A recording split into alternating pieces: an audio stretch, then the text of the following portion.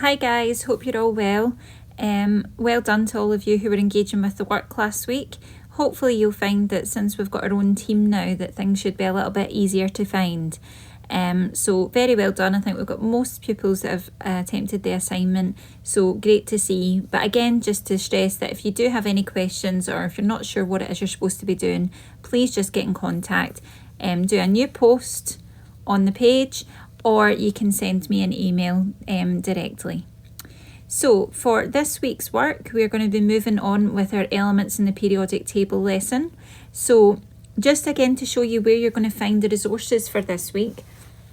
On the Teams page, you need to go into Files. And once you're in Files, there'll be a folder, Elements in the Periodic Table. If you click into that.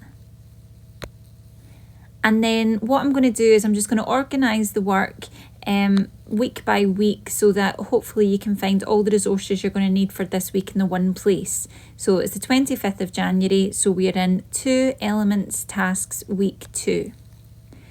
And here are going to be all the resources that you're going to need to complete this week's work. So first thing is our learning intentions and success criteria. So this week we are learning about the features of the periodic table. Last week we introduced what an element was and that we find them in the periodic table. This week we're going to familiarise ourselves a bit more with the periodic table and why it's set up the way it is. Our success criteria for the week is that you are able to name some of the groups of the periodic table, that you can use your periodic table to identify different elements, which are metals and non-metals, some naturally occurring or made by scientists, or some solids, liquids and gases. Okay, so this is the learning intention success criteria for the week. If we go back, if we have a look at your checklist for the week, this will outline all of the tasks I would like you to complete. So the first one is watching this video. So once I've done this, the link to it will be in the top part of the checklist, and this will be your starting off point. Okay, we've then got a document, elements in periodic table and the features of it, so I would like you to have a read through that and I'll show you that in a second. And there's some tasks I would like you to complete on those pages. There's also a PowerPoint which I will talk you through in a second with some information about the periodic table where you can find the information required to fill out your worksheets. And then, like last week, we will have an assignment quiz, which will be released later in the week to allow you to complete the other tasks first, to see how well you've got on with this week's work. It is really, really important first year that you try everything else first before going to this quiz, so that you can give it your best effort. So, I'll take you to the PowerPoint first of all. Features of the periodic table. So the whole week I would like you to focus on just getting to know what the periodic table is, how we use it, and why it's arranged the way it is. So if we look here, so here we have the periodic table, and you might think it's a kind of funny shape. It's like, why wouldn't they just have them all in nice neat rows going straight across and up and down? Why have we got like little bits that are taller than others, and this little bit in the middle, and this over here? Well, there's a very good reason for it, and that's because scientists like to group things together. When we're organising anything, we like to put them in groups where they have something in common with the other things in the group. So if I was in the class just now, I would ask you guys to arrange yourself, boys and girls, blonde hair, brown hair, glasses, no glasses, to show how I would group you. And the periodic table does that too. Okay, so what it does is it's in these little funny shapes because of the elements having something in common with each other. Now, the reason it looks quite strange is because what we're having to do is to try and group things together that'll have more than one thing in common with other elements. So an example of that is if I said, right, split into boys and girls, but then said split into glasses and no glasses. Well, you might be thinking, well, I'm a girl and I've got glasses, so which group do I go to?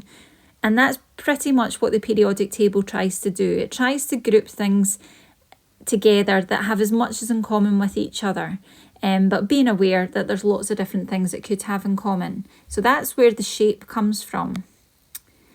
So what I'm going to do is I'm going to talk you through some of the different groups of the periodic table and what they are and what they have in common. The first thing I'll point out is that hydrogen up the top left and helium up the top right are our first two elements. And if you think back to last week with atomic numbers, they are 1 and 2. And I'll come back to them, but where they're sitting is a little bit strange why they're out there on their own, but I'll come back to that.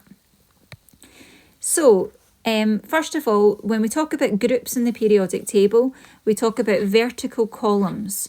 So we can see here group 1, 2, and then we kind of ignore this bit in the middle and we go to 3, 4, 5, 6, 7, and 8. Now you don't need to know what all of these groups are, just a couple of them which I'll talk through. So why do we group them? Just like I said, it's because the elements behave or react in a similar way. So our first group, alkali metals. So you'll notice here, it doesn't include hydrogen. So hydrogen sits on the top, but our alkali metals are all the ones underneath it. Okay, I'm not going to read all of this because you've got access to it, but this tells you a little bit about alkali metals, and there's also a video clip that you can watch that takes you a bit more through it. The next group, group 2, is alkaline earth metals, and again, you can read through some information about them. The next group that we're going to learn about, we're going to jump in a few up to group 7, which is the halogen group. And again, there's some information here about them. And then group 8 at the end, including helium, top to bottom, is the noble gases or inert gases. And again, some information will be given here about them. This purple group in the middle that we kind of ignored are called the transition metals. So they're situated between groups 2 and 3. And again, there's some information about them. So this page here is really important for us because these are the groups that I would expect you to know in first year. So not straight away, but obviously taking some time to go through and see if you can remember the names of those groups. So the next couple of slides, we've got some information about some of the elements and why they're grouped together. One of the ways that we can separate them out is that there are some elements that are naturally occurring, meaning that we find them in nature. We can find them without, having to make them. But then there's other elements that are actually only man-made on Earth. So we have to be made by scientists. So we can see here, this is just some of the naturally occurring and this is some of the made by scientists. But you'll notice that it's the symbols being used and not the full name. So bear that in mind for one of this week's tasks. Another way that we can split them is by saying if they are a metal or a non-metal. And again, we can use our periodic table to help us identify that, because if we think about it like a staircase, then that tells us which are metals and non-metals. So if we start off with hydrogen and go along underneath boron, underneath B, and do a staircase down, then anything to the right of the staircase, anything in the kind of turquoise colour here, is a non-metal, and then everything else counts as a metal. So again, it's a way for us to split up the table. And here are some examples of metals and non-metals, but again, you could pick any from the purple for the metals or the blue for the non-metals. Another couple of things that is worth noting about the periodic table is whether or not our elements are solid, liquid or gas at room temperature. Okay, so we mean just like in a normal classroom, what would they look like? So I'll just skip down to this one because this has got all three. So we can see here, just on first look, that the majority of the elements in the periodic table are solid at room temperature, that kind of lilac colour. We've got a couple of gas, and they are mostly situated with hydrogen, and over at the side here, that's our gases. And there are only two liquid elements at room temperature, Hg and Br. And I'll not tell you what they are because that's part of the task for this week. Okay, So if I go back to the booklet that I would like you to fill out, so this Word document here is where your tasks are going to be, what I would like you to do. So again, the information is in the booklet. It would just be like if you were in classroom, you would have the booklet in front of you, and then I would go through the PowerPoint. So you've got some information here about the groups I've just spoken about. And on each page, there's going to be a task that I would like you to do. So the first one is that you've got, So the first one is that you've got some naturally occurring and made by scientists elements in the table. What I would like you to do is use your periodic table to find out what is the name of the element. So for example, H is the symbol. So you would go to your periodic table, find H, and you would see that that is hydrogen, and you would write that down in this table here. Okay, so you can do this if you've got a printer, then you could print this sheet and write onto it. But if you don't, you can just do it in your jotter. You can draw out this table and do it in your jotter. You can download this and save it as a Word document and type your answers in. Any of those is absolutely fine, whatever is easiest for you to submit this. The second task is looking at metals and non-metals. And again, based on what I've just spoke about and using the periodic table, I'd like you to write down some names of 5 metals and 5 non-metals. Again, I want the full name, not the symbol. So you need to use your periodic table for that. Again, solids, liquids and gases. And again, use your periodic table to pick out a few.